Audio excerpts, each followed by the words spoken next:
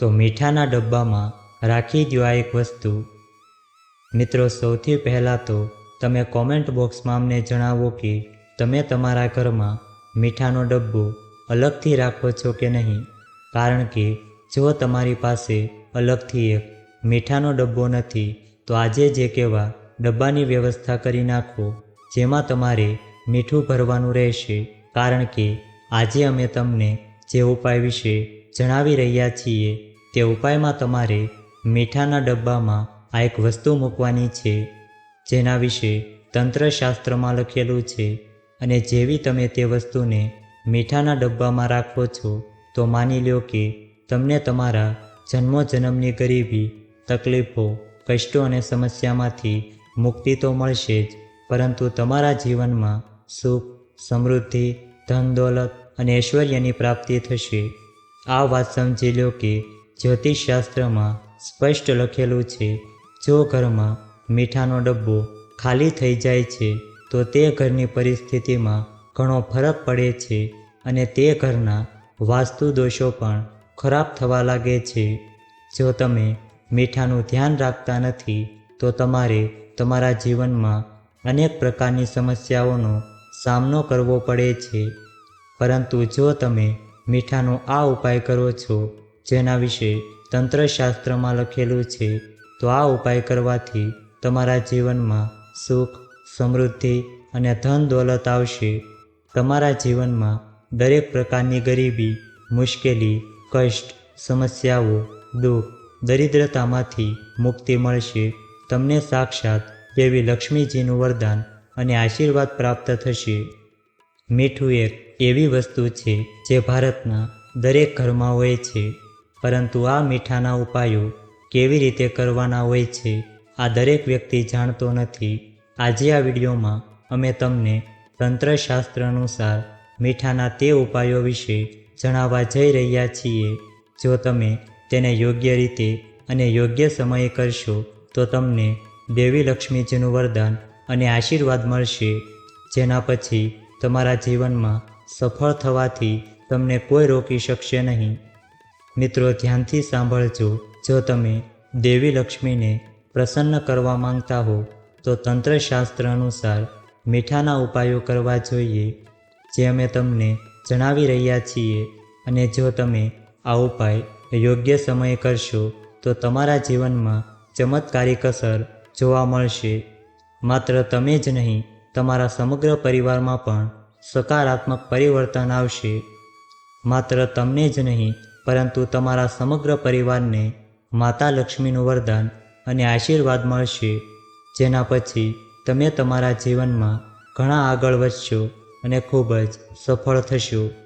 તેથી જો તમે ઈચ્છો છો કે દેવી લક્ષ્મીની કૃપા હંમેશા તમારા પર અને તમારા પરિવાર પર બની રહે, દેવી લક્ષ્મીના આશીર્વાદથી તમે ખૂબ જ પ્રગતિ કરો, તો કોમેન્ટ બોક્સમાં જય મા લક્ષ્મી જરૂરથી લખજો અને આ વિડીયોને લાઈક કરજો। જો તમે ચેનલમાં નવા છો તો ચેનલને સબસ્ક્રાઈબ કરજો અને આ વિડીયોને છેલ્લે સુધી જોતા રહેજો। તંત્રશાસ્ત્રમાં અધ્યાય નંબર 54માં સ્પષ્ટ લખેલું છે, જેમ માણસના ભોજનનો સ્વાદ મીઠા વિના અધૂરો છે, તેવી જ રીતે માણસના જીવનમાં પણ મીઠા વિના તેનું આખું જીવન અધૂરું માનવામાં આવે છે, કારણ કે મીઠાનો સંબંધ માત્ર ઘરના વાસ્તુ દોષો સાથે જ નથી, પરંતુ મીઠું વ્યક્તિની આર્થિક સ્થિતિને પણ દર્શાવે છે। વેદ પુરાણોમાં પણ સ્પષ્ટ લખ્યું છે, જો ઘરમાં મીઠાનો ડબ્બો ખાલી હોય તો એ ઘરમાં સુખ અને સમૃદ્ધિ આવતી નથી, તે ઘરમાં ક્યારેય પ્રગતિ થતી નથી, અને જે ઘરમાં મીઠું યોગ્ય રીતે વપરાય છે તે ઘરમાં સુખ અને સમૃદ્ધિ આવે છે, તે ઘરની પ્રગતિ થાય છે, તે ઘરમાં હંમેશા સકારાત્મક ઉર્જાનો વાસ રહે છે। તો ચાલો જાણીએ એ ઉપાયો વિશે। સૌથી પહેલો ઉપાય જે અમે તમને જણાવવા જઈ રહ્યા છીએ તે દરેક સમસ્યામાંથી મુક્તિ મેળવવાનો ઉપાય।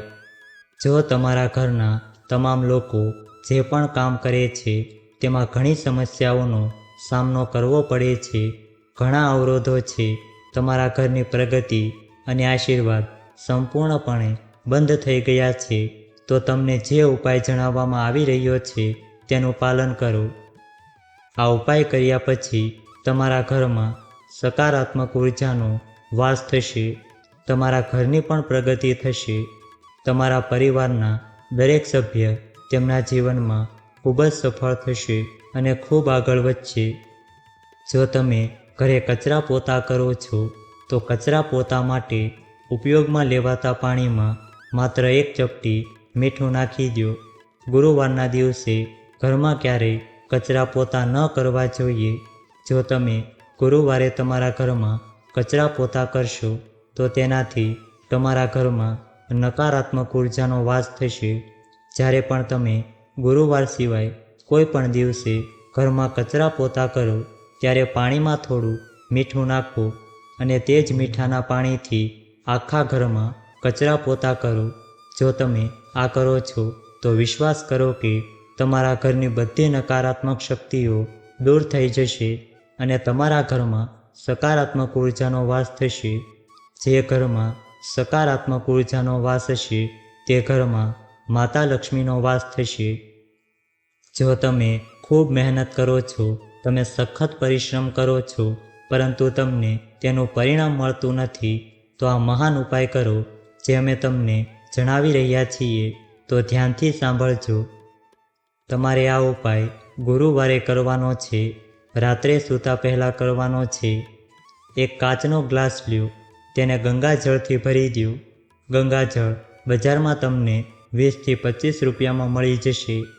ગંગાજળ ભર્યા પછી તેમાં 1 ચમચી સફેદ મીઠું નાખવાનું છે. ખાસ ધ્યાન રાખો કે આ 1 ગ્લાસ કાચનો જ હોવો જોઈએ. તમારે આ ગ્લાસને ઉપરથી લાલ કપડાથી ઢાંકીને આ લાલ કપડું બાંધવાનું છે. હવેથી આ પાણીનો ગ્લાસ રૂમમાં કોઈપણ દિશામાં રાખો જ્યાં તમે તમારો મોટા ભાગનો સમય પસાર કરો છો. દર 15 દિવસ પછી પાણી બદલતા રહો અને તેમાં 1 ચમચી મીઠું નાખો. જો તમે ગુરુવારથી આ ઉપાય શરૂ કરો છો તો વિશ્વાસ કરો કે તમારા ઉપર કોઈ પણ એવા દોષ હશે, કોઈ એવી સમસ્યા છે જેના કારણે તમારી મહેનતનું તમને ફળ નથી મળતું, એ દોષ દૂર થશે અને તમારા જીવનમાં તમે મહેનત કરશો, પરિશ્રમ કરશો, તેનું પરિણામ તમને ચોક્કસ મળશે અને તમે તમારા જીવનમાં ખૂબ પ્રગતિ કરશો. હવે અમે તમને જે જણાવવા જઈ રહ્યા છીએ તે દુર્ભાગ્યથી છુટકારો મેળવવાનો એક સરળ ઉપાય છે. તમારું દુર્ભાગ્ય તમારા જીવનમાંથી હંમેશ માટે દૂર થઈ જાય અને તમારું ભાગ્ય તમારો સાથ આપે તો આ ઉપાય કરો જે અમે તમને જણાવી રહ્યા છીએ અને આ ઉપાય કર્યા પછી તમારું ભાગ્ય ચોક્કસ તમારો સાથ આપવા લાગશે.